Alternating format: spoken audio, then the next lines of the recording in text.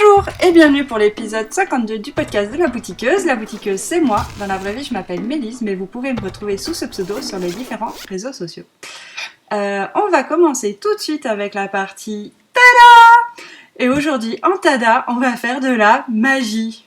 Je prends mon accessoire, ma baguette magique de Nit Pro, et je fais Abracadabra! Tadam! À la demande générale de je sais pas combien de personnes. 5. 3. Voilà, ma sœur. Bonjour. Elle est belle. Dans son beau pull. Alors, je sais pas comment on va faire pour le montrer parce qu'à chaque fois celui-là, tu vois, on voit rien. Rapproche peut-être. Ouais. Là on voit un peu. Montre ta poitrine. Ta Donc c'est le pull Eri que j'ai tricoté avec sa laine qu'elle a filée. Et qui est magnifique. Et qui est très agréable. Qui est très agréable quoi. Le pull ou la laine Ou les deux. Les deux je crois. Ouais. C'est un pull très agréable à porter, il est très doux et puis très pomponneux. Il est chaud parce qu'il a l'air chaud. Oui, il est chaud par contre. Oui. Attends, t'as des poils qui dépassent. Mince alors. Ça c'est les écueils de la fileuse. C'est le poil de filage. Ouais, un petit peu partout. C'est génial. Il y en a, ils ont des poils quoi. Ma soeur, elle a des poils de mouton qui ressortent. Faut que je m'épile un peu mieux. C'est ça. Vite, mon ami. Et donc ouais, du coup, peut-être explique un peu l'histoire de la laine. Déjà, comment t'as eu envie de ce pull? Eh bien, j'avais acheté un pantalon orange. Montre ton pantalon orange. Pantalon orange. Hop, hop, hop. Il est là. Pantalon orange. Pantalon orange. Et je me suis dit, avec ce pantalon orange, quoi de mieux qu'un pull kaki, hein. Et puis, eh bien, la laine, tant qu'à faire, autant la filer, n'est-ce pas? Donc, Oui, quand on file, sinon c'est dommage. Ah bah oui, non, tant qu'à faire, quand on goûte au filet main, après, hein, l'essayer, c'est l'adopter. Compliqué de revenir en arrière. Donc, quand on est allé à Felletin avec Mélise, au mois de novembre, non, fin octobre. C'était quand? Fin octobre, Fin ouais, octobre. pendant les vacances. Oui, eh bien, on a découvert la marchande qu'on avait déjà vue au Lotte et la Laine l'année d'avant. Ouais, tu te rappelles le nom? C'était Wallcall, je crois. Oui, c'est ça. Et elle avait des écheveaux de mérinos kaki. Pas voilà. Des écheveaux, Non, oui, des trucs de fibre. Là, de la mèche. appelle... C'est de la mèche peignée. Des bouts de fibre. Voilà. Et bien, c'était un petit peu tentant. Hein, légèrement, hein. Très tentant. Genre, elle a dépensé un demi-salaire sur son stand, hein, mais bon, à part ça, tout va bien. Ah oui, peut-être pas un demi-salaire. C'est pas si cher que ça, quand même, la non, fibre, mais bon, je me rappelle qu'on avait quand même un bon sac. On avait un gros sac, mais il faut dire aussi que c'est assez encombrant. Oui, mèches, hein. je cherche des excuses. Oh. C'est encombrant, c'est pas du tout que j'en ai acheté plein, non. Mais n'empêche, c'est pas très lourd par rapport au volume. Non, c'est sûr. Et il y avait un drame pour commencer, puisque nous n'avions pas assez de paquets de fibres. Donc il a déjà fallu essayer de retrouver un 4e paquet de fibres qui était caché quelque part sur le stand.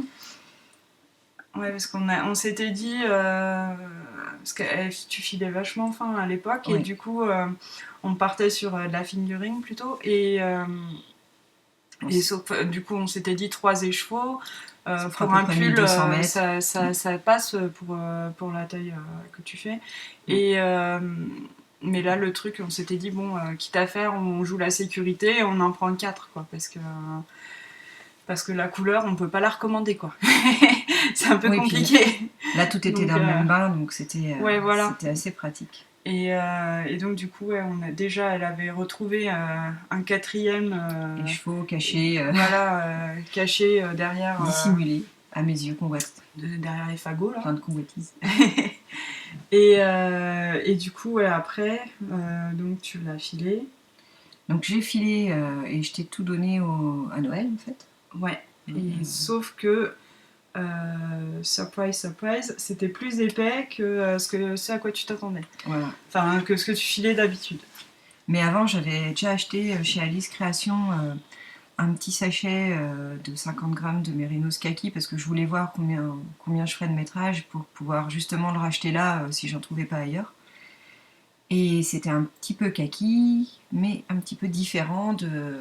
Pas tout à petit fait peu le même différent. bain. Bah, évidemment, c'est pas fait en même Mais temps. enfin, franchement, on voit que c'était le même colorant quand même, hein, parce Ouais. que c'est tellement proche que... Donc, je sais même pas si on peut vous montrer la différence, si ça se voit. Quoi. Je sais C'est pas, parce très, que là, avec la lumière qui est un peu ça bizarre... se voit un peu. Si, regarde, Si, là, là, on ça voit se un voit. petit peu, mais beaucoup plus qu'en réalité. Ouais, au final, mais là, hein. c'est clair que là, on voit que- vraiment une super différence, alors que... Ouais, non, c'est une question de lumière, c'est pas la Ouais. différence de kaki qu'on voit. Enfin, Non.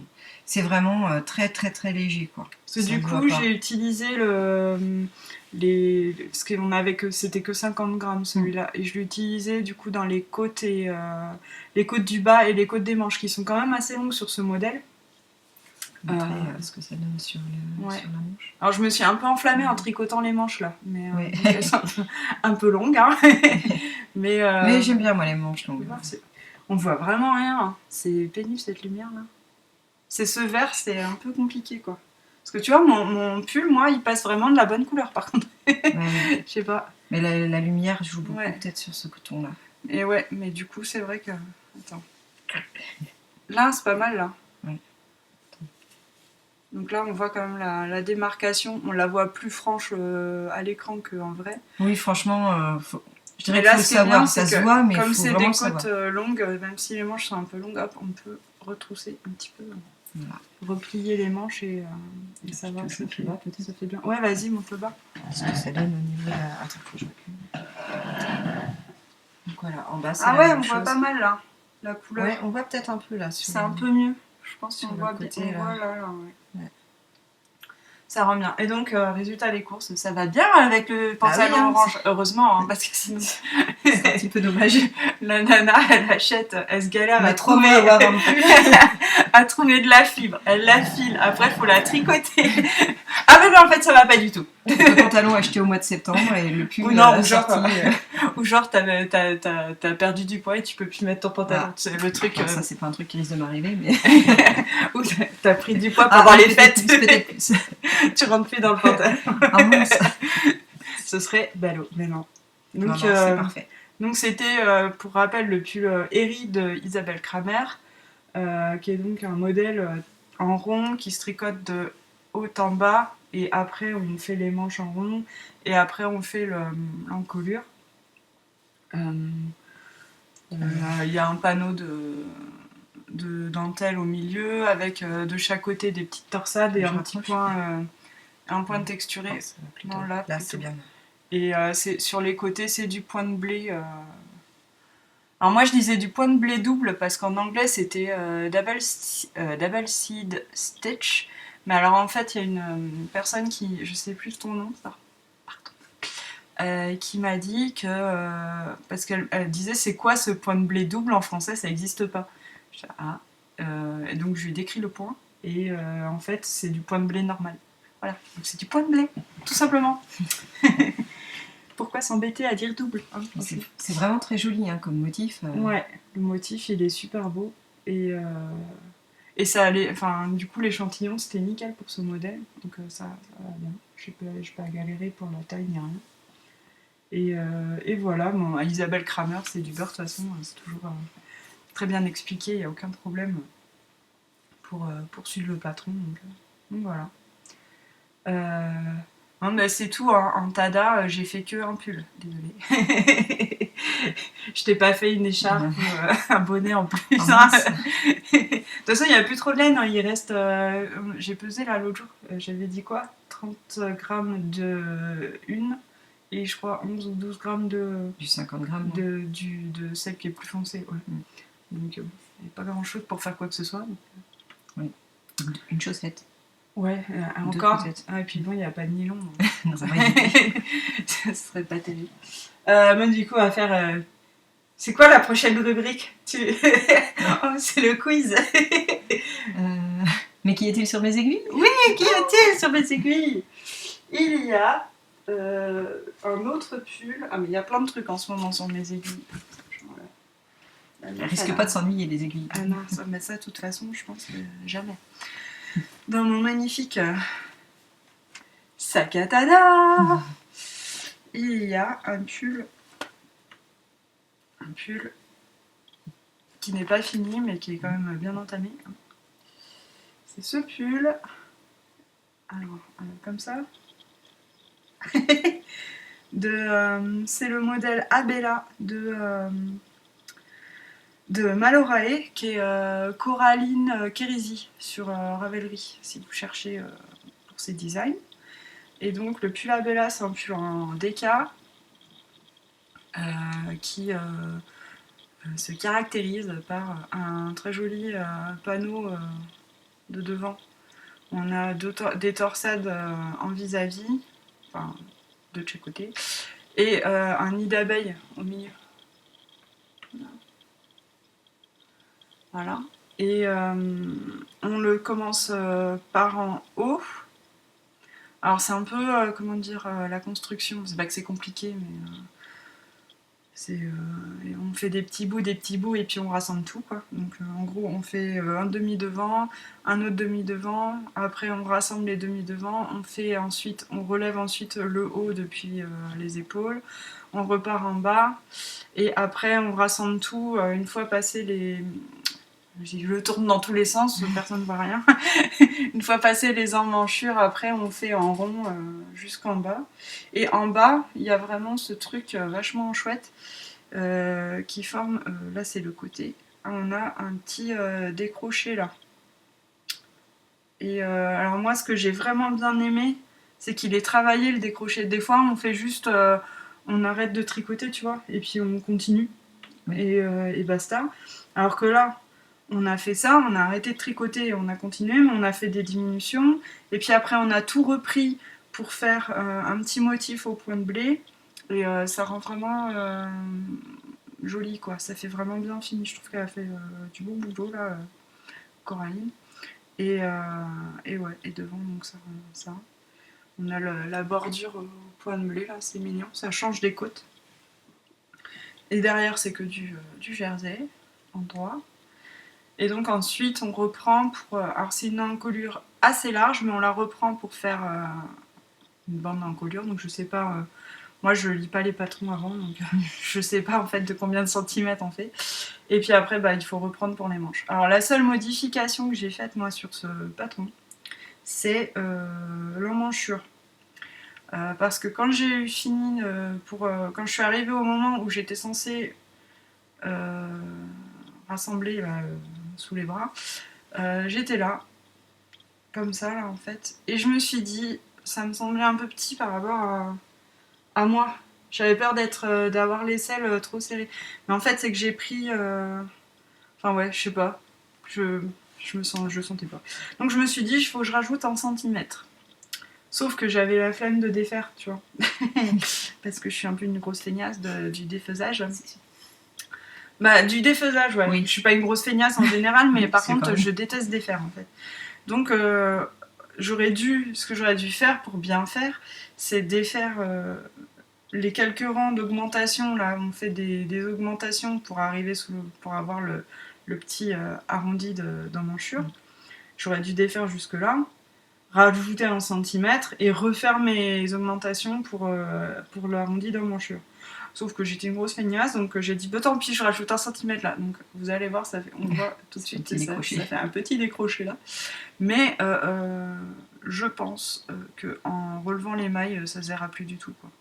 C'est un truc, on le voit vraiment là, mais en relevant les mailles, on peut très bien s'arranger pour que ça fasse, pour supprimer ce décroché. À mon avis, il n'y aura pas de souci. Mais bon, c'est pour dire que ça ne fait pas partie du design de Coraline. Hein. Normalement, ça fait un bel arrondi. Voilà. Et moi, pourquoi j'avais pas assez de centimètres jusque-là, c'est pas du tout à faute du patron, hein, c'est mon échantillon, tout simplement. Moi, en général, j'ai pas assez par rapport à l'échantillon, j'ai pas assez de rangs. J'arrive à avoir le bon nombre de mailles en largeur, mais pas le bon nombre de rangs pour la hauteur de tricot. Donc souvent ça me fait ça en fait. C'est pas... Ah, on entend des enfants qui crient, c'est très réjouissant. Pour la... Ah, le portail est ouvert. Donc on va faire pause et on va aller fermer le portail. C'est bon, les enfants sont vivants. Si vous vous inquiétiez, là. Le suspense était intense, surtout vous, ça a duré 1 microseconde parce que voilà, il n'y a pas de coupure en fait. J'étais donc sur mon pull et j'ai pas dit juste les laines. Les laines, c'est... c'est quoi? Tu sais toi ce que... Tu sais pas. Pas trop. C'est Madeleine Tosh. Je vais vous montrer les plots. C'est la Madeleine Tosh. Ah, j'ai la vidéo qui saute. J'espère que ça va aller. La Madeleine Tosh Twist Light en coloris Modern Fair Isle. Et mélangé avec du mohair de chez Drops. C'est le mohair Kit Silk. Et donc au niveau des prix, la Kit Silk elle doit être dans les 3 € quelque chose. Et la Madeleine Tosh dans les 24, 25 je crois. Faudrait que je regarde. Mais quand j'aurai fini le pull, je regarderai ça plus précisément pour dire les quantités dont j'ai eu besoin et le coût de revient, quoi. C'est toujours intéressant. Voilà, même si on fait pas ça pour ça, mais quand même. Enfin voilà. Et pour info, le modèle, la designeuse l'avait tricoté en Charisma de Drops. Donc voilà, il y a moyen de le faire quand même bien moins cher. C'est moi qui me suis dit, oh, un mélange Merino mohair, ça pourrait être sympa. Et je confirme, hein. En effet, c'est sympa. Si quelqu'un avait un doute. C'est très doux. Ouais, c'est méga doux. Et je crois que le seul truc que je vais devoir refaire, c'est mon rabat de maille du dos, que je trouve un petit peu pas assez souple. Donc je vais peut-être refaire ça. Parce que ça risque de m'agacer. Autant les emmanchures, ça m'agacerait pas parce que je le vois pas, je mange pas. Autant le dessous, un peu, le bas un peu trop serré, ça peut être gênant. Si mes fesses sont à l'étroit, elles vont pas faire leur sourire habituel. Oui, mes fesses sourient. Qu'y a-t-il d'autre sur mes aiguilles avant de dire n'importe quoi complètement? Oui, il faut s'arrêter. Attends, là. Voilà, c'est ça. Pas toujours simple, hein, mais... J'ai un truc magnifique aussi.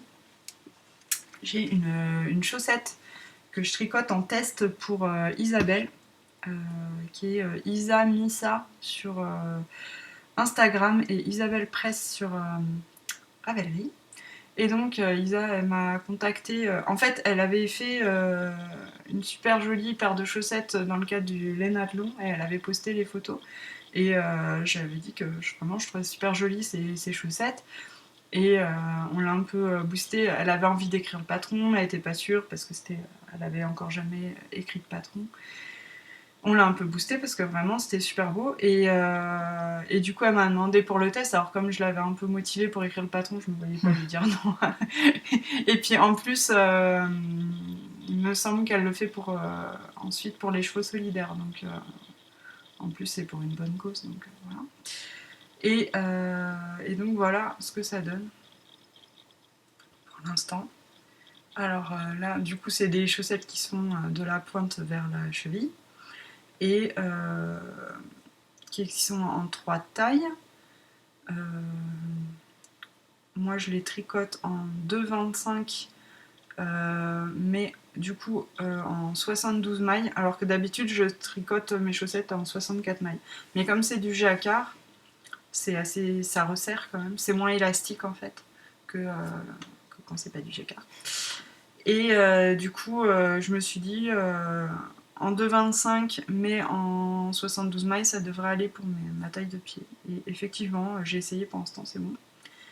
Et donc le truc quand même de ces chaussettes, c'est que ça forme ici, là, un cœur. Moi je suis pas arrivée, j'ai pas terminé le cœur encore. Ça une moitié de cœur en fait, et quand du coup on met les pieds, comme ça, l'un à côté de l'autre, ça reconstitue le cœur. Donc c'est trop chou. Et vraiment, c'est pas pour me vanter, mais les laines que j'ai choisies sont trop bien. J'ai pris cette laine qui est de la laine que j'avais achetée au Lot et la laine avec toi. Je t'avais fait du coup une paire aussi dans une couleur qui était franchement, c'est pas tout à fait la même, mais c'était quasiment la même chose. Et moi je l'ai associé avec cet écheveau qui est un écheau que j'ai teint dans mes premières expériences de teinture. C'était il y a déjà super longtemps, quoi. Et j'avais fait avec les teintures Greener Shades là, que tu m'avais acheté sur le site de Lily Neige. Ouais, ça fait bien 2-3 ans au moins. Ouais, au moins 3 ans, je pense, que tu me les avais achetés et que j'avais fait ces essais. J'avais tenté 3 échos. Et donc, il y en a un, je me suis fait des chaussettes. Il y en a un, j'ai fait des chaussettes pour Emmanuel, ton mari. Et donc, voilà le troisième, qui est gris avec des nuances de rose. Et du coup, je trouvais que ça allait vraiment super bien ensemble. Et puis, ça se vérifie vraiment au tricot parce que ça rend super, quoi. Ça rend vraiment très bien. Donc, voilà. Bravo, Isa, pour ce très joli patron. Vraiment, c'est super. Donc on est encore en phase de test. Moi j'ai pas trop avancé là dernièrement parce que comme j'ai du monde à la maison, il faut quand même se concentrer un minimum quand on fait du jacquard. Donc je trouve que c'est pas un tricot trop facile quand on veut papoter en même temps. Voilà. Tricoter en même temps. Donc j'ai plutôt pris celui-là qui pour le coup, une fois qu'on est en train de faire nos kilomètres de corps là, c'est vraiment toujours pareil, quoi. Enfin toujours pareil, c'est pas toujours pareil. Justement, il y a ce qu'il faut pour pas que je m'ennuie, hein. Il y a des trucs, mais c'est quand même les mêmes grilles. Il n'y a pas de modification à toutes les lignes, quoi. C'est instinctif, quoi. Je veux dire, il y a la torsade à faire tous les 8 rangs, et puis ça, c'est des petits croisements de mailles. On sait ce qu'on a à faire, en fait. C'est pas compliqué. Voilà. Donc, du coup, ça, pour l'instant, on n'a pas trop avancé, mais ça va. Ouais, dessous, il n'y a pas le motif. Ça, c'est le dessous du pied, c'est le dessus du pied. Et du coup, par contre, je m'étais dit, en tricotant les chaussettes, je me dis, c'est les chaussettes, faut être quand même un peu réveillé le matin quand tu les mets. Parce que si tu les mets au mauvais pied, eh ben, ça le fait plus, le cœur. Hein. Ça fait cœur brisé, quoi. Ça dépend, c'est selon l'humeur, en fait. Voilà, c'est ça. Quand on a marre de ton mec, tu dis, non, le message est clair. Hein. Là, regarde, les chaussettes sont à l'envers. Ça sert à rien d'attendre quoi que ce soit, mon coco. Je vois bien le tien en train de regarder tes chaussettes pour savoir ton humeur. Hein. C'est ça. Vraiment un truc que font les hommes, quoi. Ils vous regardent de la tête aux pieds et puis ils disent aujourd'hui tu es plutôt... Mais bien sûr. Et sinon, il y a enfin, dans mon beau pochon d'écheveau solidaire, la couverture de Madame. Qui va crever de chaud sous sa couverture. Oui, je pense que là... La couverture en mouton qui belle, quoi. Ça pourrait être son petit nom. La couverture du mouton qui belle. Je sais pas ce que font les moutons d'habitude chez toi, mais... Non, mais tu vois, là, ça fait vraiment très laineux, quoi. Je sais pas comment dire. Tu vois, par rapport à des trucs... En fait, ça fait beaucoup plus rustique, quoi. Voilà, c'est ça. C'est ça, le mot. Que j'ai quand même pas mal avancé dernièrement. Hein. Je tiens à le signaler. La fille, elle organise un cal, heureusement, elle avance un peu son truc, quoi. Mais voilà, j'ai fait 1, 2, 3, 4, 5 carrés gris, enfin, blanc et gris, et j'ai terminé l'écheveau gris. Il me restait juste ça, j'ai cru que j'allais vraiment pas le finir, là. Je me suis dit, mince, est-ce que ça va passer? Juste. Et j'en ai 2 marrons. Voilà. Et là, je suis en train de terminer du coup le premier écheveau de couleur naturelle que tu avais fait. Il me reste encore pas de marron par contre. Donc voilà, on va faire le marron maintenant. Et du coup, ça va être la bonne transition, je pense. Parce que là, c'est que des laines filées main en fait. Voilà, c'est que des laines que tu files. C'est le but étant de faire la couverture entière en laine filée avec toutes sortes de moutons différents. Voilà. Des moutons, des laines qu'on a achetées sur Alice Création pour la plupart. Peut-être même toutes d'ailleurs. Non, on n'avait pas pris chez Walcall des moutons. Des moutons pour la couverture, non? Je suis pas sûre, on avait pris des tests, tu sais, j'avais pris du mohair, de l'angora, oui, c'était des trucs des petites quantités, des quantités 25 ou 50 grammes. Ouais, non, oui, c'était pas pour la couverture. Et en fait, ce qui est intéressant, c'est de voir les différentes qualités de laine, en fait, parce que Là, ça se voit peut-être pas trop à la vidéo, mais alors de montrer un peu. autant le blanc, bon, c'est encore assez doux. Alors le blanc, pour ceux qui ont déjà qui seraient intéressés, c'est le mérino polonais. Alors, il l'appelle pas mérino, il l'appelle mouton polonais, mais il compare ça au mérino. Ouais, mais c'est vrai que ça fait un mérinos, genre le mérinos d'Arles un peu, quoi. C'est pas le mérinos ultra doux qu'on va... Ça doit dépendre des microns, tu vois, ça fait pas du, c'est pas du mais 21 je sais pas, moi microns, je trouve quoi. que souvent quand on dit, tu vois, le mérinos d'Arles, c'est un petit peu plus sec que le mérinos... je sais pas d'où il vient l'autre mérinos, mais pas d'Arles, hein, ça c'est sûr. Le mérinos qu'on trouve, qui vient en général de Nouvelle-Zélande, je crois, c'est là-bas qu'ils ont plein de mérinos. Mais du coup, ça fait une laine qui est sèche, mais qui est pas, qui je pense va s'adoucir au lavage. Oui, parce que quand on touche les chevaux, il est quand même assez doux, je trouve, celui-là. Ouais, non, mais il est bien, ouais. Enfin, franchement, c'est une laine où typiquement on pourrait faire un pull avec, quoi. Oui, alors que l'autre. Alors que la grise. C'est mouton norvégien, joyeusement renommé le norvégien à crête. Voilà, c'est il gratte. Hein. Le norvégien à crête, ouais, là, franchement, c'est option peeling, option. Éponge métallique. Voilà, tampon à récurer. Non, peut-être pas quand même, mais. Peut-être pas exagéré, mais on n'a pas envie d'avoir ça contre le cou, quoi. Ouais, non, on n'en fera pas un châle, quoi. Non, non. Typiquement. Mais c'est vrai qu'après, on s'habitue à tout. Hein. Oui, puis sur la couverture, c'est pas gênant. Comme je dis toujours, tu sais, chaque laine a son projet, quoi. C'est pas parce que c'est une laine rustique qui gratte qu'on peut rien en faire. On peut faire plein de choses avec, une couverture, on peut faire une grosse veste, oui, par exemple. Parce que alors ça, par contre, à mon avis, c'est méga chaud, quoi. Et puis, bien imperméable et tout, tu vois. Si tu mets ça... Si tu vas sur un bateau pour pêcher le saumon, tu vois. Ou dans le bois pour faire de la forêt.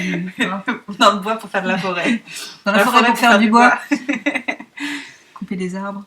Ouais. C'est un truc pour Charlie Dice, quoi. Tu vas aller pêcher le saumon. Dans la forêt. Et le marron, c'est un peu pareil. Hein. Alors ça, c'est du mouton Jacob, je crois. Mouton Jacob, c'est un peu rustique, quoi. C'est peut-être un peu moins piquant que le norvégien à crête, là. Ouais. T'en fais voir. Ouais, c'est beaucoup moins piquant quand même, mais ça reste du rustique. Hein. C'est pas du mérinos d'Arles ou d'ailleurs, quoi. Ah non. Faut pas le confondre. Hein. C'est plus rustique, mais bon, c'est un peu plus envisageable en pull, tu vois déjà, je trouve. C'est pas pour tout le monde, soyons clairs, mais bon, ça s'envisage. Non, mais bon, ce qui était intéressant, ce qui moi m'intéressait, c'était vraiment de voir. Selon tous les moutons qu'on peut trouver, la qualité de laine, la douceur, ce qu'on peut en faire. Et c'est l'idée du projet, quoi, de faire vraiment un panaché de moutons pour voir chacun. J'ai pas le modèle de la couverture. Je crois pas que j'ai de photos sur le... J'ai des explications, mais je suis pas sûre qu'il y ait une photo dessus. Pour voir le rendu de la couverture, quoi. Non, j'ai rien. Parce qu'en fait, c'est une couverture, du coup, avec on fait plein de carrés comme ça, toujours un écru et une autre couleur, en fait. Et à la fin, on assemble les carrés, on peut faire des étoiles, on peut faire des carrés, on peut faire... Ça fait un peu penser à du patchwork. Ouais, c'est carrément... Ça fait un peu les mêmes motifs alors que du patchwork. Le gros inconvénient, c'est qu'à la fin, il faut coudre tout ça, mais bon... Ça se fait. Un petit peu d'occupation, peut-être. Voilà, c'est ça. Si tu t'ennuies. Je m'ennuyais, je savais pas quoi faire. Je me suis dit, tiens, je vais coudre 300 000 carrés de... Effectivement, elle risque d'être très lourde, par contre, cette couverture. Hein. Ouais, ça pèse, hein, les... En plus, tu as tout doublé. Oui, je doublais laine. Parce que, honnêtement, je me voyais pas tricoter une couverture en figurine. J'ai fait ma memory blanquette, mais ça prend un temps infini, quoi. Et, parce que là, les carrés sont comme ça, mais si j'avais fait... là, c'est 30 mailles. J'obtiens des carrés de 20 cm, à peu près, sans blocage, avant blocage. Donc ça va s'étirer peut-être un petit peu. Mais si j'avais fait sans fingering, je serais là, quoi. Je serais comme ça. Et je serais en train de souffrir. Pas de souffrir, mais on se comprend, quoi. Je suis en train de me pencher parce que je me disais que c'était la bonne transition, n'est-ce pas? Ça, c'est mon sac, mon méga sac tricot où je mets tous les trucs de tricot dedans. Ah, il y a un lézard. Attends. J'ai pas peur des lézards, je vous rassure, mais c'est juste ça m'a un peu surpris quoi. Bon, c'est les aléas du direct. Les lézards dans la laine. Ce sera le nom de l'épisode, ça, non? Oui, ça peut bien faire. Lézards dans la laine. Il n'y a pas de lézard. Alors, si, justement. du coup, les laines filées main, donc Audrey m'en file plein, quoi, du coup, pour que je puisse faire sa couverture, parce que sinon c'est moins pratique, hein, n'est-ce pas? Et donc, elle m'a ramené la bagatelle de... Combien? 5, 6. 1, 2, 3, 4, 5, 6... Et ça, c'est quoi? 7, 8? Ah oui, c'est ceux que j'ai fini chez toi, ça. Voilà. C'est ceux qu'il faut que je lave. Oui, c'est ceux qui sont pas lavés et pas étiquetés. Ouais. Donc voilà, c'est tout. La production depuis Là, je te dis mi-janvier. que Quoi. le stage sous contrôle a pris un coup de pied au popotin. Au popotin, comme Le quoi? dirait Le stage Liam. sous contrôle. Ouais, stage sous contrôle. Le quoi Le stage sous... décontrôlé. Le Quoi. quoi sous quoi? Ouais. Le Donc stage là, abandonné. on a... on va dire quand même... On va montrer quand même tes belles étiquettes, parce que t'es trop fière. Et tu as raison. On a maintenant des belles étiquettes avec un pingouin. Est-ce que je peux montrer? Je vais réussir à montrer ce pingouin. Attends, sur le fond uni, peut-être. On voit rien. Ouais. Non, vous voyez mieux sur toi, peut-être tout à l'heure. Voilà, là c'est bien. Là. Un petit pingouin. On fait les laines du pingouin. C'est ça. Une future marque, peut-être. C'est ça. Alors celui-là, il est pas doux. Non, on il l'a est, pas... peigné, bon, il est pas doux, mais il est pas hyper rustique, mais on le sent dans la laine qu'elle est C'est sèche. le Romney peigné. Il y en a 295 mètres. Donc du coup, c'est toute la figurine. Mais... c'est pas grave, c'est une couverture.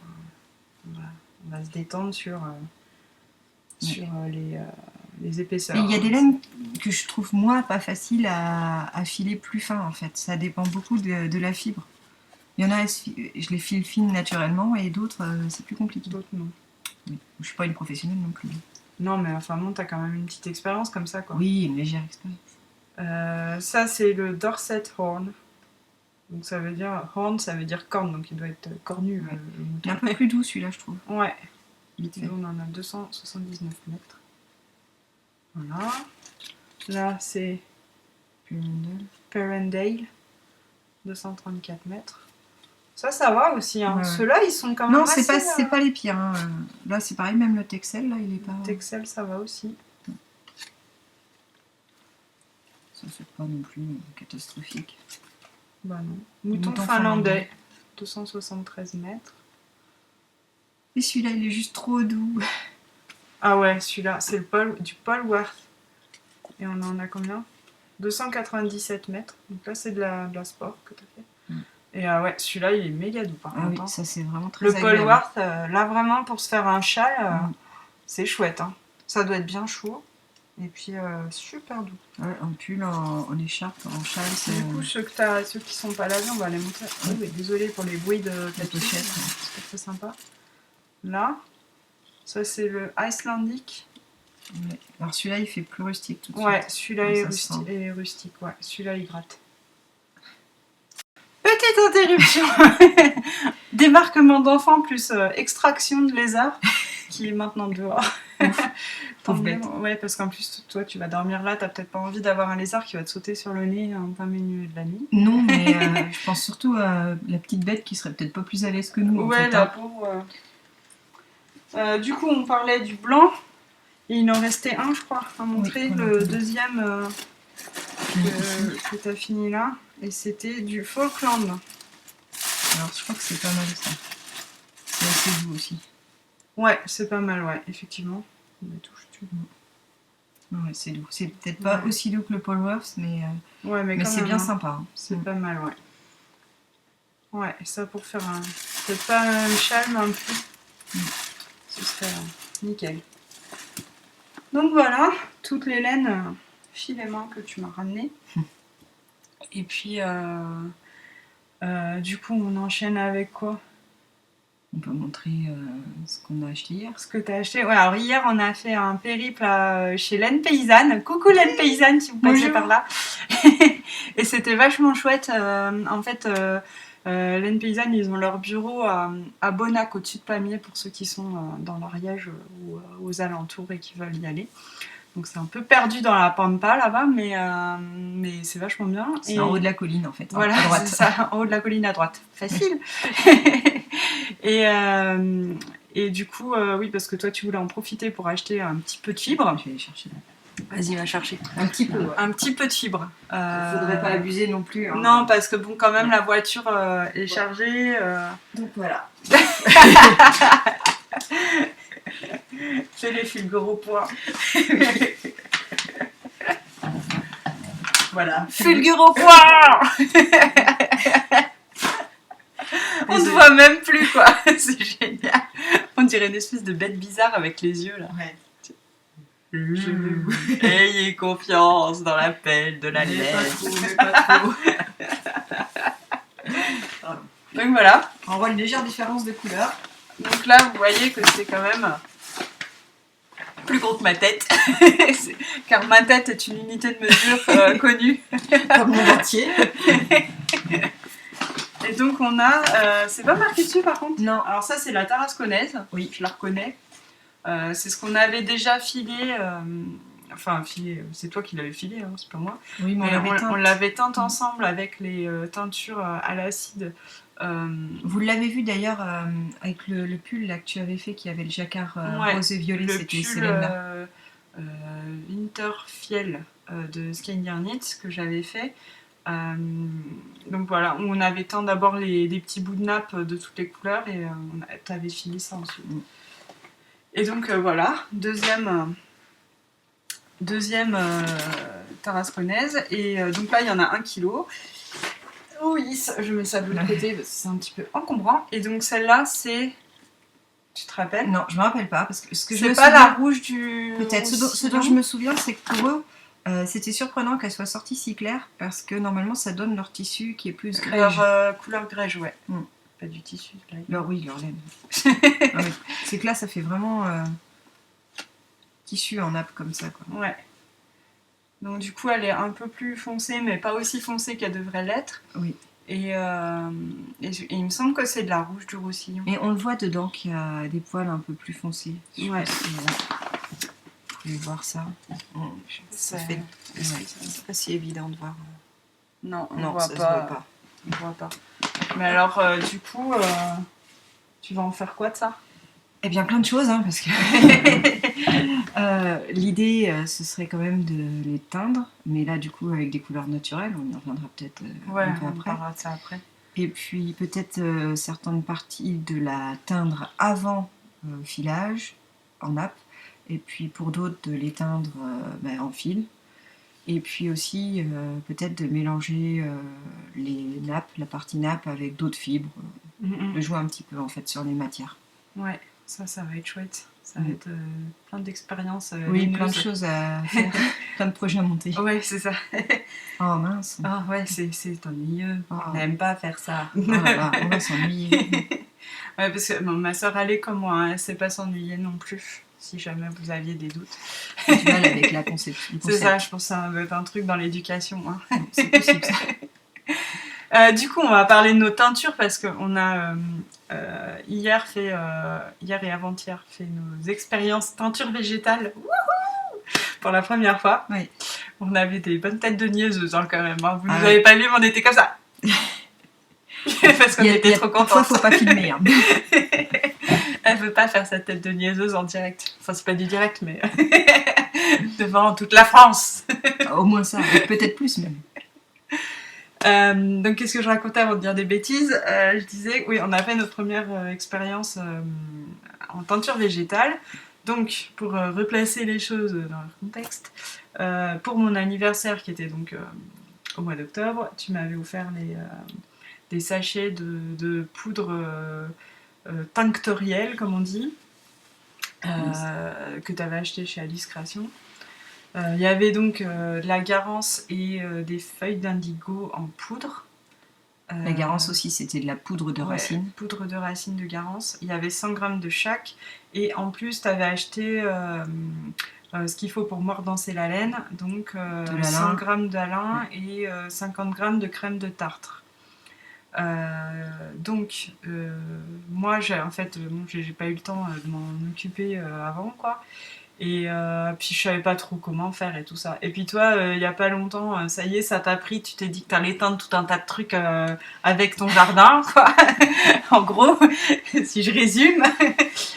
Et du coup, on s'est dit, bah voilà, on va essayer ça ensemble, ce serait aussi bien. Comme ça, toi, ça donne une première étape pour voir après comment tu vas faire pour Oui, toutes c'est tes bien de faire des expériences essais et tout ça. de teinture. Et puis, puisqu'on avait déjà un petit peu de matériel.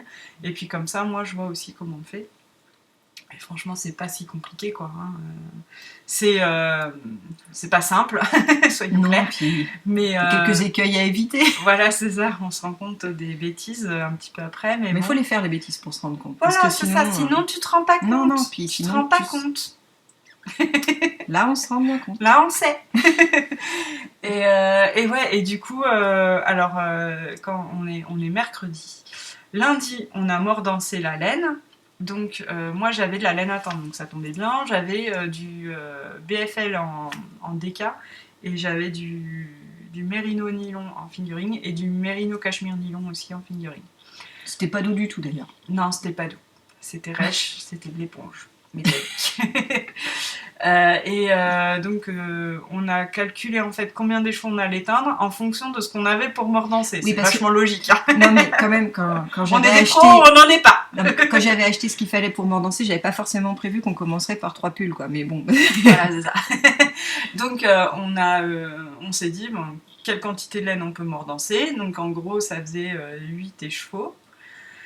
Donc j'ai pris mes 6 écheveaux de BFL parce que ça, je voulais les teindre ensemble pour pouvoir faire un pull avec.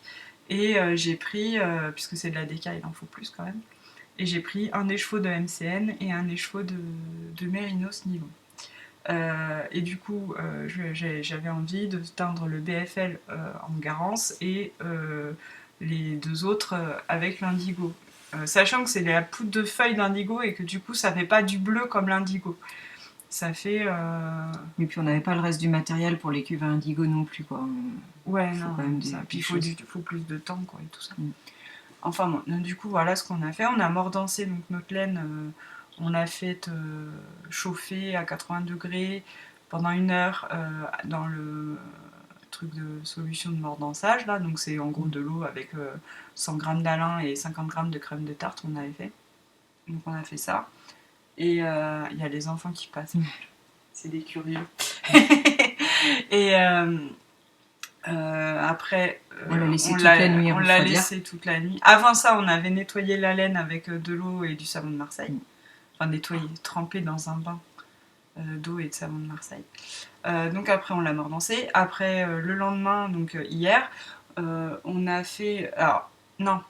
Encore lundi soir, on a fait tremper la poudre de Garance dans de l'eau toute la nuit.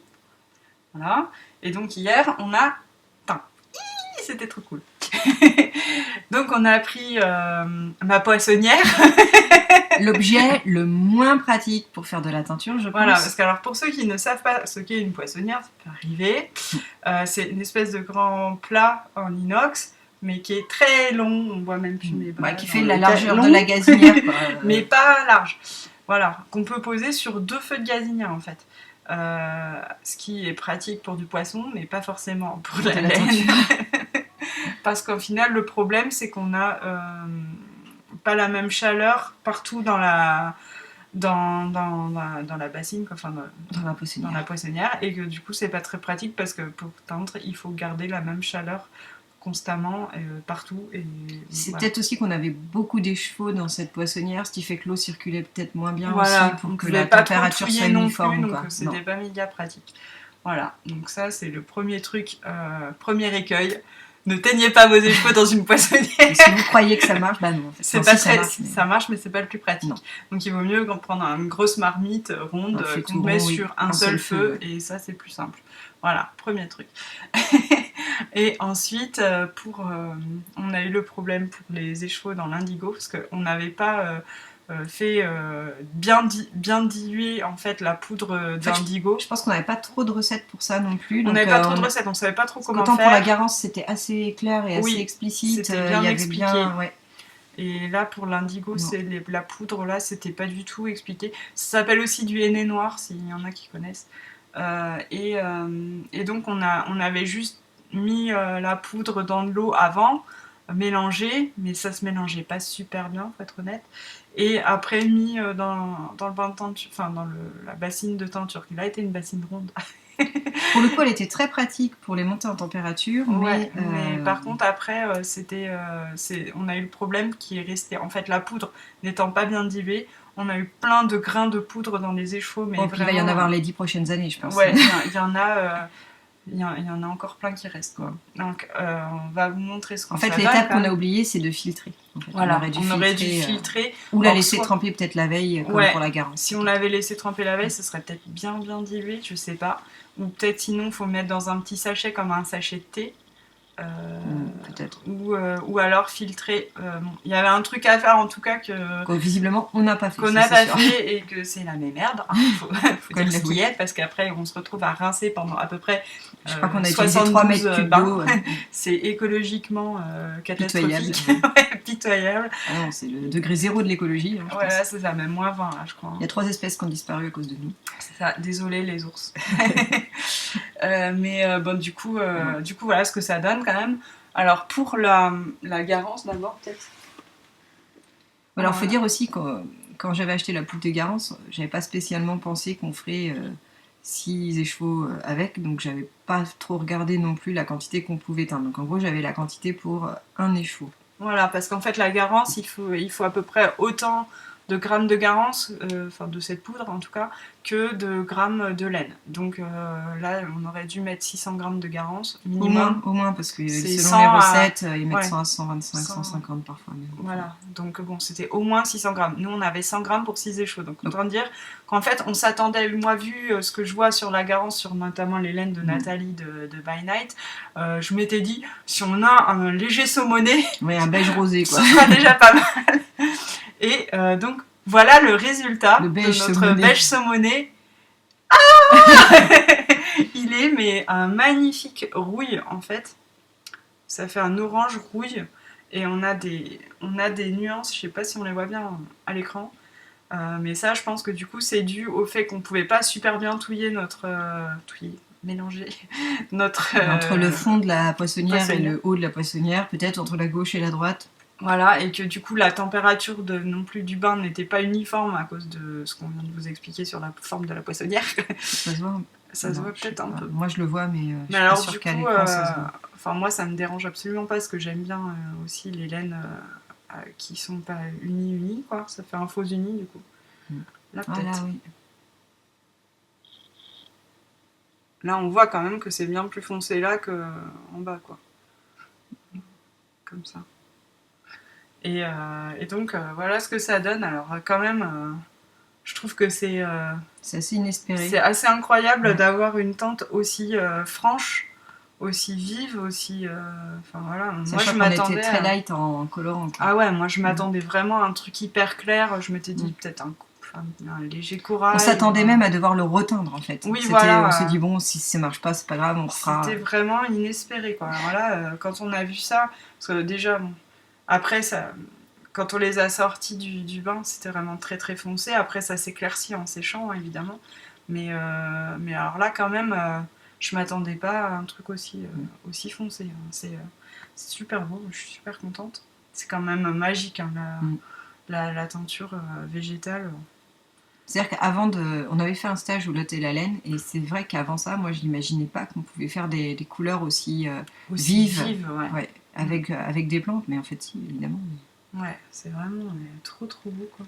Puis alors c'est vrai que c'est ce qu'on dit souvent sur les teintures végétales, mais alors selon la lumière, selon la luminosité, ça change de couleur aussi. Enfin, c'est assez incroyable, c'est assez magique pour ça. Et donc notre autre expérience avec l'indigo, enfin l'indigo, je répète, c'est les feuilles d'indigo. Les feuilles d'indigo en poudre. Alors il y avait, on avait vu sur le site d'Alice Création, je crois, que si on le mettait pas longtemps, on pouvait obtenir un vieux rose, et si on le mettait longtemps, on pouvait obtenir jusqu'au noir violacé. Alors nous, on n'obtient ni l'un ni l'autre. On n'a pas non plus la quantité normal. Non, oui, Je veux voilà. dire, c'est toujours pareil. Au lieu d'avoir 100 grammes de poudre pour 100 grammes de laine, on a 100 grammes pour 200 grammes de laine. Donc, Voilà. Donc ce que j'ai fait, c'est que j'ai mis mes 2 écheveaux de mérinos dans le bain. Et on en a ressorti un au bout d'un quart d'heure, en gros, et on en a ressorti l'autre au bout d'une heure. Enfin, non, même pas. On l'a pas ressorti, on a laissé refroidir dans le bain, donc toute la journée. Mm. Donc voilà le premier qui était censé faire un vieux rose, qui fait pas du tout un vieux rose. Ça fait un espèce de on beige. pense que notre quart d'heure était trop, c'est peut-être 5 minutes ou 2 minutes qu'il faut peut-être. Mais... Ouais, mais bon, quand même, c'est vrai que ça fait quelque chose de clair, quoi. Mm. Mais on voit des nuances un peu rosées. Oui, puis on les voyait au départ. On les voyait plus au départ. Après, en séchant, ça a encore changé. Mais c'est vrai qu'on voit des nuances, par endroit des nuances un peu rosées. Mais là, on est plus sur un marronasse. J'ai envie d'appeler ça marronasse. C'est pas très glorieux comme couleur. Comme nom de couleur, tu vois, ça fait un peu... Ouais. Mais après, je pense que pareil, ça fait un peu marron glacé, moi, je dirais. Aussi. On peut la sortir très bien avec d'autres choses. Moi, c'est pas le genre de couleur que j'achèterais, tu vois. Si je vais à un festival et qu'il y a ça sur la table, c'est pas vers ça que je vais tendre. Mais à la fois, c'est le nôtre. mais c'est le nôtre, il est beau, il est magnifique, forcément. Puis non, mais je trouve que assorti avec... Oui, c'est une laine à chaussettes, donc dans le pire des cas, je fais des chaussettes avec. C'est pas grave si c'est pas un truc... sublimissime, quoi. Mais je pense que de toute façon, comme toute laine, quoi, tu vois, tu la mets avec une autre couleur qui la révèle et ça fait... Parce que pour le coup, peut-être qu'avec un vieux rose ou un truc comme ça pourrait bien se marier. Des tons plus neutres, c'est bien aussi, hein, pour faire des trucs. On n'est pas obligé tous de s'habiller en vert et kaki. En vert et kaki, en kaki et orange. Et donc le deuxième, qui n'est pas encore sec, donc c'est pas tout à fait encore la couleur définitive, hein. Il est un peu emmêlé là, mais voilà ce qu'il donne. Tu veux que je tienne l'autre à côté Déjà, on va montrer ça. Donc voilà, ça fait un peu la même chose, mais plus foncé, quoi, en clair. Non, foncé. Du jeu de mollet. Ouais. Quel enchaînement. Et donc voilà ce que ça donne par rapport à l'autre. Donc ça fait, voilà, la même chose, mais plus foncé.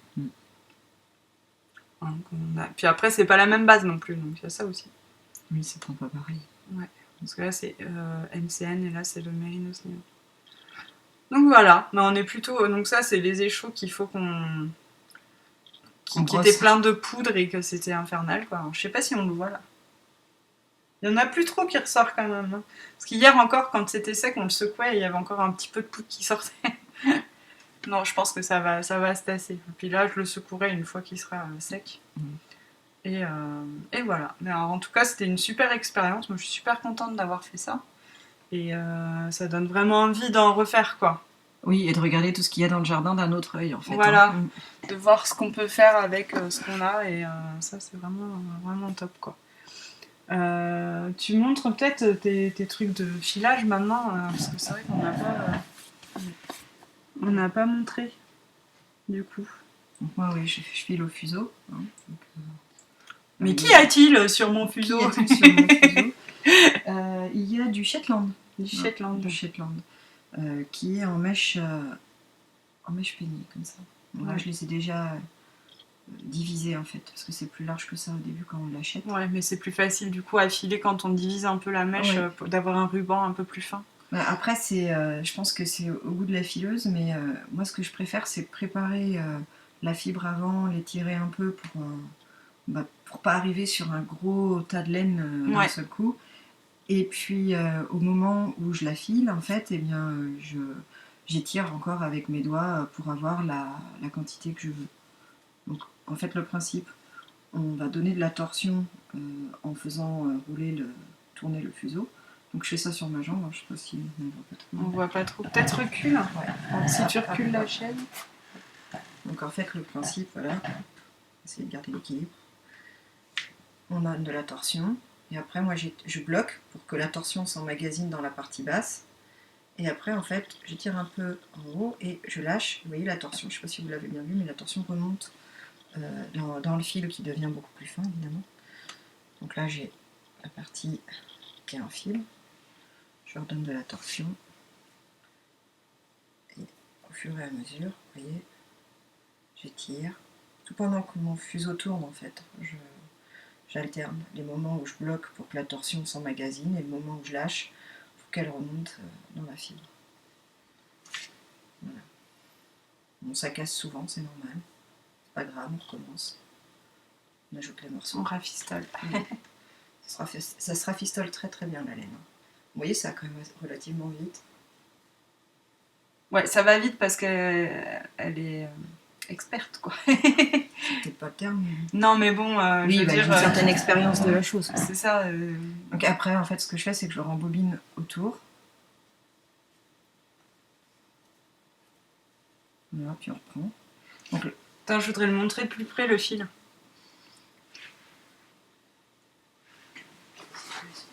Voilà ce que ça donne. Ça donne un fil très fin, là, single. Forcément, c'est une laine mèche, quoi. Et en fait, après, bon, là, vous voyez, c'est presque la fin, en fait. Moi, j'ai plusieurs fuseaux. J'ai celui-là que j'aime bien, parce qu'en fait, je trouve qu'il est parfait pour faire jusqu'à 50 grammes. Comment elle s'appelait, la fille à qui on avait acheté? On avait acheté ça au Lot et la laine. Ah, je me rappelle pas. Mince. Mais elle avait plein de jolies choses. Ouais. Elle avait surtout plein de jolis fuseaux. Alors là, vous voyez, le mien, il est un peu vécu. Il est rafistolé. Hein, Avec un élastique. On a un petit ça, élastique. C'est pas normal, ça. Non, c'est que ça tombe, en fait. Et le bois n'aime pas toujours tomber, quoi. Puis au bout d'un certain nombre de chutes, c'est un peu abîmé. Mais ça fonctionne très bien avec l'élastique de légumes. Hein, réemploi. Et là, vous voyez, je suis quasiment à la fin, en fait, de ma moitié, de mes 50 grammes de Shetland. J'en avais déjà filé 50 grammes, mais il me manque un petit peu, mais pas tant. Et après, on va faire ce qu'on appelle un retors. C'est-à-dire que je vais mettre les deux fils ensemble pour pouvoir faire avoir quelque chose d'un peu plus solide. C'est ce qu'on a, par exemple, sur une laine, là, comme la Madeleine Toche. C'est un 4 brins. Donc, quand on... Je sais pas si on voit, la mise au point est pas top là, mais on voit qu'il y a plusieurs brins dans la laine. Vous voyez, si vous prenez une de vos laines chez vous, si vous détordez la laine, on voit qu'il y a plusieurs brins ensemble. Là, il y en a 4 pour la Madeleine Toche, mais du coup, toi, tu fais 2 brins que tu retors ensemble. Et ça ajoute du coup de la solidité. Et puis ça permet aussi de lisser les défauts. Enfin, les oui, défauts. parce que quand on file, il y a des endroits qui seront plus épais, des parties plus fines.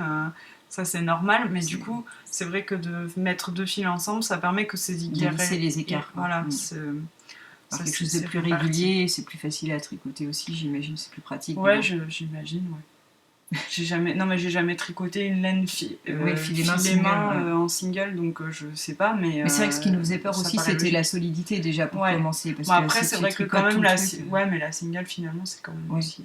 Oui, mais bon, comme c'est pas quelque chose. Mais toi, tu l'as fait très fine aussi, ta single. Si tu l'as fait plus épaisse, ça doit être aussi un peu plus solide. Hein. C'est vrai. On est logique. Peut-être le fait aussi que ce soit pas quelque chose, enfin je veux dire, je suis pas du tout professionnelle, peut-être un manque de confiance aussi qui fait qu'on se dit ça sera plus solide, on va pas faire tout un projet pull, vous voyez, et puis au final ça tout se casse, ça fait des trous, c'est quand même un peu vexant parce qu'il y a le temps qui est passé au filage, hein, c'est pas anecdotique, et aussi le temps qui est passé après au tricot. Tu mets combien de temps pour faire 100 grammes toi maintenant?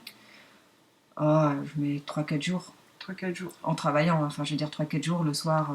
Oui, le soir devant la télé, quoi, en gros. Ouais. Mais ça dépend des laines aussi. Il y a des laines qui vont aller très très vite. Ouais, plus elles sont rustiques, je dirais, plus ça va aller vite. Et puis il y a des laines comme le Shetland qui vont prendre plus de temps parce que on va faire plus fin aussi. Tu sais, quand t'avais fait pour ton châle, le châle que je t'ai tricoté, là, le cachemire. Oh là là. Le cachemire, ça prenait quand même du temps. Oui, alors le cachemire, c'est une fibre qui est superbe, qui est juste hyper douce, enfin, c'est magnifique à filer. Par contre, je ne conseillerais pas ça à quelqu'un qui se lance dans le filage. Clairement, c'est difficile à filer. C'est très difficile.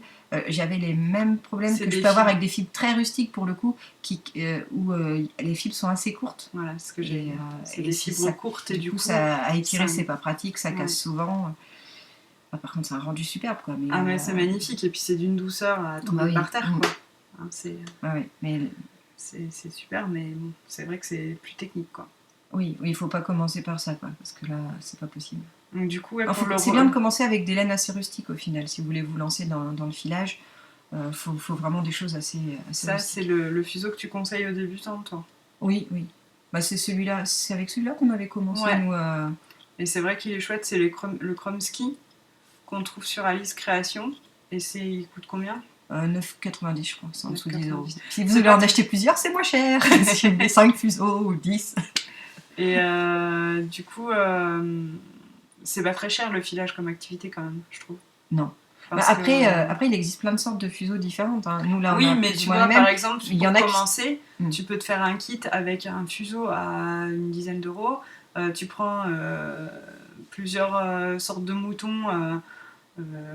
100 grammes de fibres, ça va de 2 Bah, euros à je sais pas Moi, combien. je conseillais ça aux personnes que je connaissais qui ont voulu commencer. Je leur ai conseillé le mouton allemand. C'est une fibre qui est assez rustique, qui est pas très chère, mais qui donne quand même quelque chose qu'on peut avoir envie de tricoter. Bon, c'est pas super doux, on se l'accorde, hein, mais c'est quand même pas désagréable, quoi. Et du coup, ça coûtait combien? C'est 2 euros les 100 C'est grammes. 2 euros les 100 grammes. Donc, vous pouvez vous acheter. Il y a plus de frais de port que de poche de fibre. 300 grammes de fibres, un fuseau.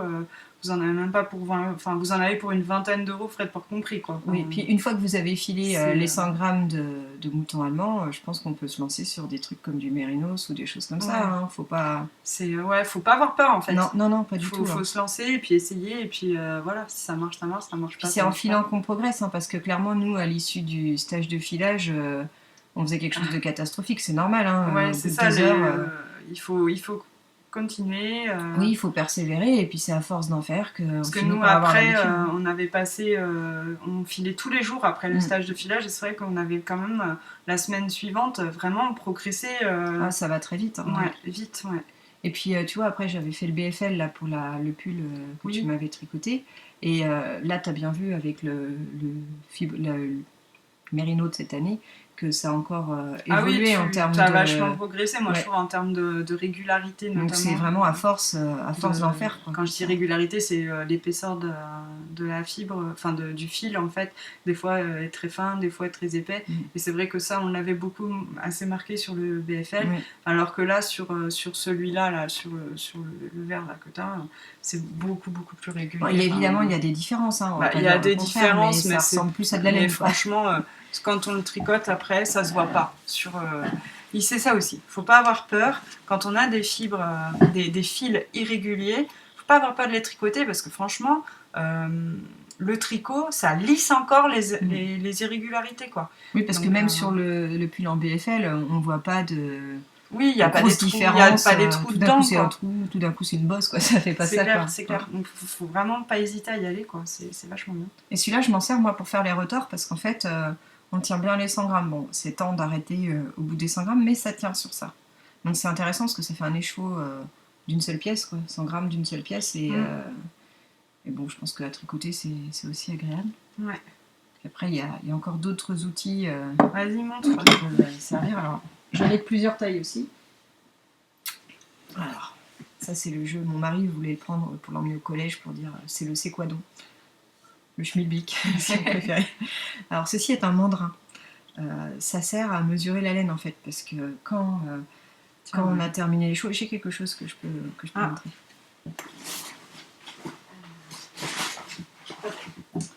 C'est un petit reste justement des laines paysannes. Et en fait, quand on a fini, ce qui est intéressant, c'est de savoir quand même quel métrage on a. Donc pour faire le métrage, on accroche comme ça, on fait un tour complet du mandrin. Bon, après, il faut tenir au milieu. Hein. Là, je vais rester comme ça parce que je ne vais pas tout détricoter.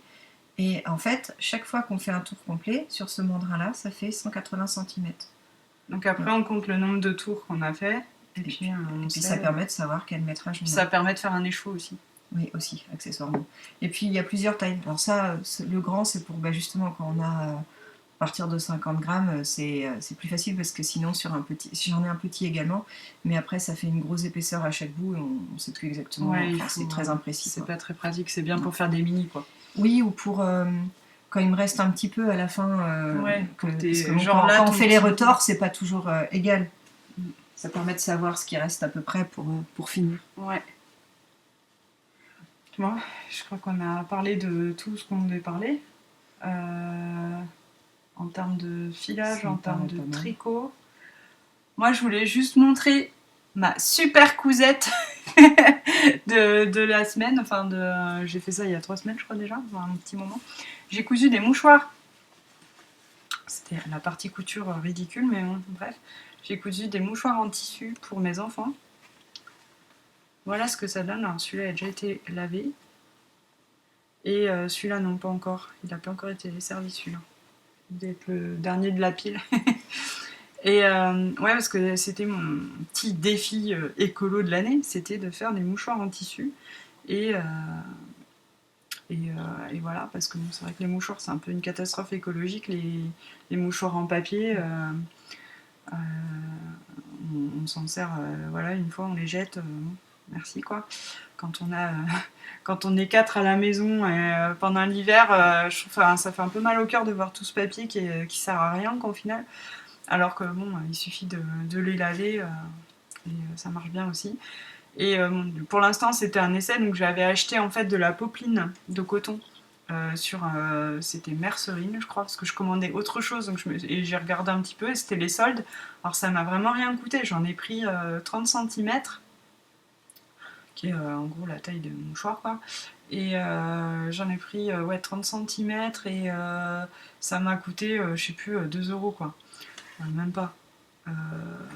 Et j'ai fait 6 mouchoirs. Alors je pense que je les ferai un peu plus grands la prochaine fois parce que du coup ça rétrécit un peu au lavage, donc ça fait vraiment des petits mouchoirs. Bon, après, c'est pas gênant non plus parce que...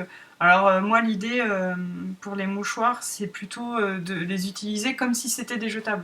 C'est-à-dire qu'on va pas se les promener partout et les réutiliser. On les prend, on se mouche et hop on les met dans le panier et puis basta quoi. Donc, parce que c'est comme ça qu'ils sont un peu habitués, mes enfants et mon mari, et donc ils s'imaginent pas trop promener des mouchoirs cracra sur eux. C'est des habitudes, quoi. Bon, peut-être que ça viendra, mais en tout cas pour l'instant, ils font comme ça. Donc, on n'a pas besoin d'avoir un mouchoir qui ressemble à une mini nappe, quoi. Se moucher dans tous les coins. C'est ça. Donc voilà, ça suffit. Et alors, vraiment, j'ai trouvé ces popelines trop mignonnes, quoi. C'est de la popeline Katia. Voilà. Et donc ça marche bien, mes enfants ils s'en servent en tout cas, et ça m'a motivée pour en faire d'autres, en faire plein en fait pour la maison. Et je vais les plier et les mettre dans des boîtes de mouchoirs là, comme les distributeurs, et comme ça ce sera encore plus pratique. Parce que là pour l'instant ils sont en tas n'importe où et...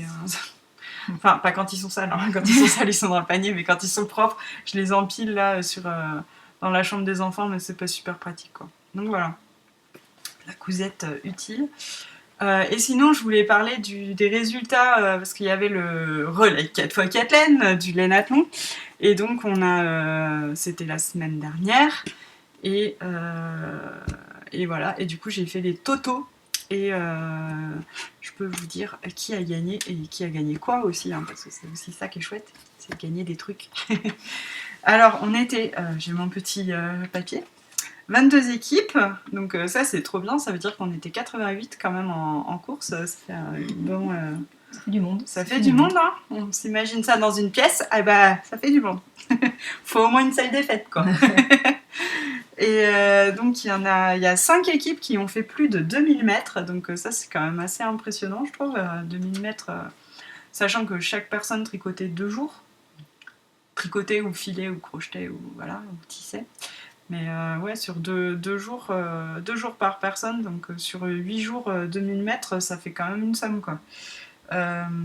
Et donc, l'équipe qui a gagné, roulement de tambour, c'est l'équipe de filles en aiguille, avec le record impressionnant de 2701 mètres,3. Et donc cette équipe était composée de... Alors je sais pas si je dis bien les pseudos, parce que bon, voilà, c'est pas évident. Gégette, de Lumi, de Hermine Bleu et de Nef, avec 3 F. Et ouais, bravo les filles, hein, parce que 2700 mètres en 8 jours, c'est quand même impressionnant. Et en deuxième, on avait... ouais. Morico 685, donc mon équipe, où il y avait donc Sylvie qui est Bricole 09, Aurélie Atalante 09 et Célie Zaz, donc c'est Céline. Et on a fait 2540 mètres,2. Donc ouais, bravo les filles, alors surtout bravo Aurélie parce que t'as fait quand même... Plus de la moitié. Voilà, c'est ça. La moitié des métrages c'est toi, donc bravo. On pourra te payer un coup. Hein. Un petit morito, voilà. Et la troisième, c'était Wool and the Girls avec 2496,57 mètres, donc très joli score. Et donc cette équipe était composée de Les Créations d'Isa, Lolae, Brandfield Sophie et Magri Kotkou.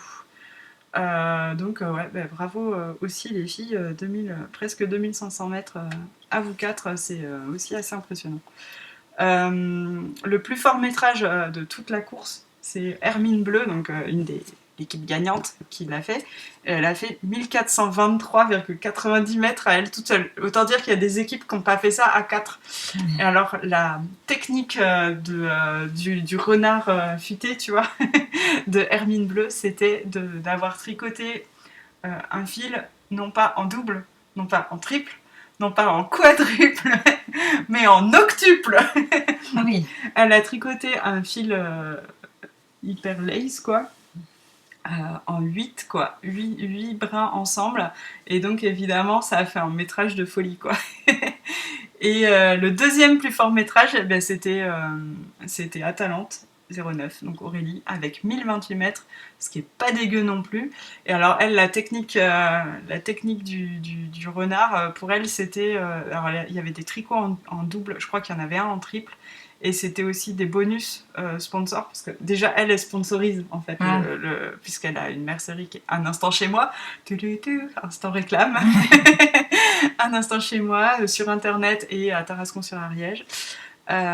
Et donc, comme elle sponsorise local, en fait, elle utilisait des laines de sa boutique. Donc forcément, elle avait le bonus 100 mètres déjà. Mais bon, en même temps, ceux qui voulaient un bonus de chez eux, savaient qu'à sponsoriser.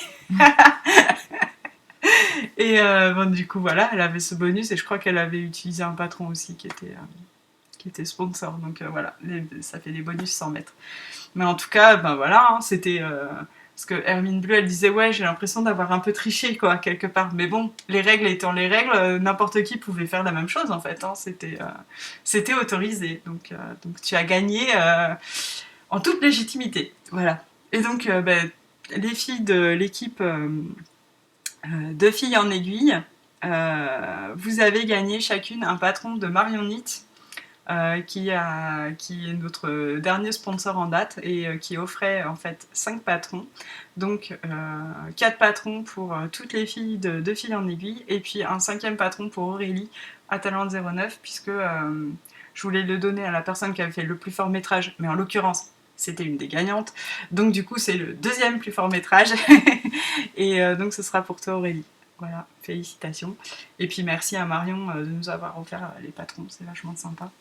Et voilà, et puis merci à tout le monde d'avoir participé parce que c'était trop chouette de voir tous vos projets et de voir tout le monde en train de transpirer de l'aiguille là.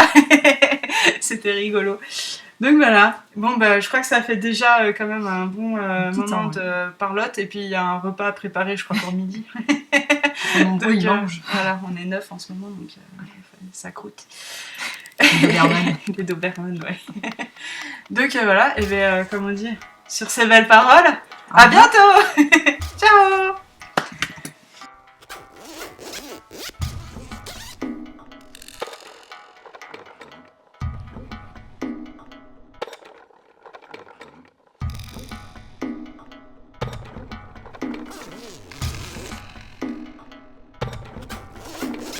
Un jour de... Ben oui, voilà, c'est pour ça, je me disais, et c'est pas tout le monde qui a besoin de ça non plus.